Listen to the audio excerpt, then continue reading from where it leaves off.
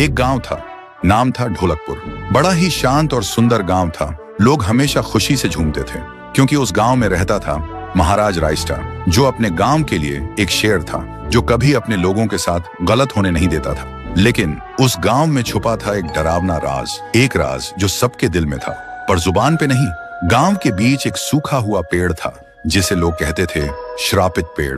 ना कोई उसके पास जाता, ना कोई उससे आंख मिलाता। हर पूर्णिमा के अगले दिन उस पेड़ के नीचे एक लाश मिलती थी। लोग कहते रात में कोई आता है और लाश छोड़ जाता है, लेकिन कभी किसी ने कुछ देखा नहीं और देखता भी कैसे। जो देखता वो अगले दिन पेड़ के नीचे होता था। एक दिन रायस्टार ने ठान लिया, बस अब और नहीं, इस राज का अंत मैं ही करूंगा, क्योंकि ढोलकपुर का नाम मिट्टी में मिल रहा था। फिर एक पूर्णिमा की रात रायस्टार चुपके से जाकर पेड़ के पास बैठ गया। रात के 2 बजे एक आवाज आई, थुंग थुंग थुंग थुंग थुंग थुंग थुंग थुंग थुंग सहूर।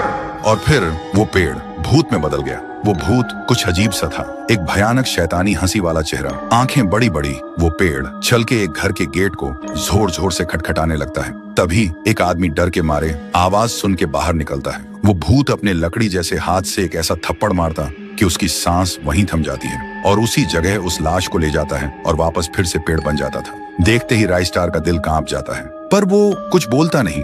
सुबह लोग भीड़ में जमा हुए और रायस्टार ने पहली बार उस पेड़ से बात करने की कोशिश की। पेड़ के अंदर से एक आवाज निकली, क्या तुम सब भूल गए मुझे? रायस्टार बोलता है, तू कौन है?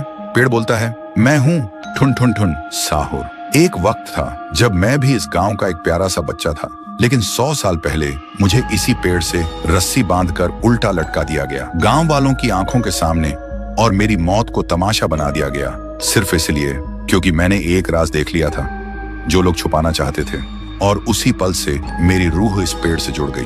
उस दिन से मैं इंसान नहीं, एक सज्जा बन गया और हर पूर्णिमा में एक राजदार को चुनता हूँ और फिर उसे उसकी खामोशी का हिसाब देता हूँ। रायस्टार बोलता है, लेकिन अब तो वो लोग मर चुके हैं ना जो तेरा कसूरवार थे। अब तू मासूम लोगों को क्यों मार रहा है? पेड़ कुछ देर चुप रहता है, फिर बोलता है, ठीक है, बस एक बार मुझे याद करो, एक दिया जला दो, फिर मैं कभी किसी को नहीं मारूंगा। फिर रात में सब लोग आते हैं, एक एक दिया जलाते हैं और तभी पेड़ अपने आप से आग पकड़ लेता है और आखिर में मुक्ति मिलती ठुन ठुन ठुन साहुर को।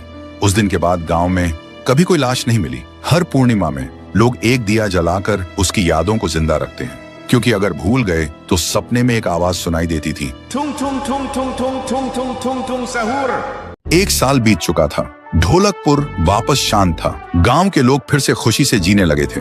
हर पूर्णिमा को लोग एक दिया जलाकर ठुन ठुन ठुन साहुर को याद करते थे। पर एक रात कुछ ऐसा हुआ जो फिर से सब कुछ बदल के रख दिया। लाशें फिर से मिलने लगी। हर 2 दिन बाद किसी न किसी के घर के सामने एक कटी हुई लाश पड़ी होती। गांव फिर से कांप उठा। एक दिन सब लोग महाराज के पास पहुंचते हैं और रो रो कर गांव की घटनाओं के बारे में बताते हैं। रात को महाराज 2 सेनापतियों से कहते हैं, जाओ और खोजो इस कांड के पीछे कौन है। लेकिन सुबह सिर्फ उनकी लाशें लौट कर आईं। एक का सिर था ही नहीं, दूसरे के पैर कट चुके थे।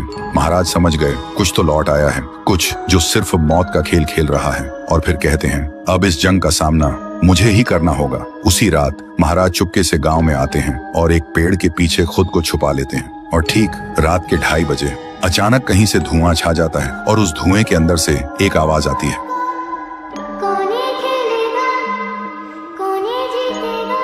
और फिर धुएं के बीच से निकलती है एक गुड़िया, गोल आंखें, एक बेजान सी मुस्कान, लेकिन चेहरा मौत का पैगाम। वो गुड़िया एक घर के गेट तक जाती है और बच्चों जैसा एक गाना गाने लगती है। उसके गाने की आवाज सुनकर एक आदमी बाहर आता है और अगले ही पल वो गुड़िया उसका सिर चबा जाती है। वो आदमी तड़प तड़प के वहीं जमीन पर गिर जाता है। महाराज सब कुछ देखते हैं, उनकी आंखें भर जाती हैं। उन्हें समझ आ जाता है इसके सामने जाना मतलब खुद का अंत लिखना है। अगली सुबह गांव के लोग इकट्ठा होते हैं। महाराज कहते हैं, ये पिछले भूत से भी ज्यादा डरावनी है। इसे सिर्फ वही हरा सकता है जो मौत को पहले ही हरा चुका है। और फिर एक पूर्णिमा की रात सब लोग दिया जलाकर पुकारते हैं, आप वापस आइए, आपके बिना ये गांव जिंदा तो है पर जीने जैसा नहीं। तभी एक आवाज गूंजती है, थुंग थुंग थुंग थुंग थुंग थुंग थुंग थुंग थुंग सहूर। और उसी देह की आग से एक जलता हुआ पेड़ बनने लगता है और उसी पेड़ में से ठुन ठुन ठुन साहुर निकलता है। तभी फिर से वही धुआं छा जाता है और उसके साथ ही एक आवाज।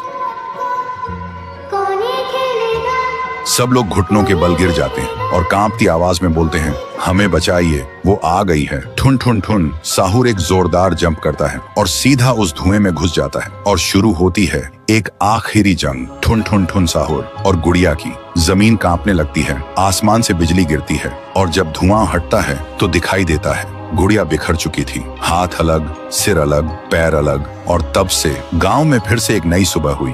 महाराज मुस्कुराए, गांव वाले जीने लगे और उस दिन के बाद ठुन ठुन ठुन साहुर सिर्फ एक भूत नहीं रहा, गांव का रक्षक बन गया। लेकिन उसी रात कुछ ऐसा हुआ जो किसी को भी पता नहीं चला। गुड़िया का सिर, हाथ, पैर अपने आप जुड़ने लगे थे और फिर वो वहां से चली गई। तो दोस्तों, अगर आप देखना चाहते हैं पीहू वर्सेस गुड़िया तो इस वीडियो को 1 लाख लाइक्स तक पहुंचा दो।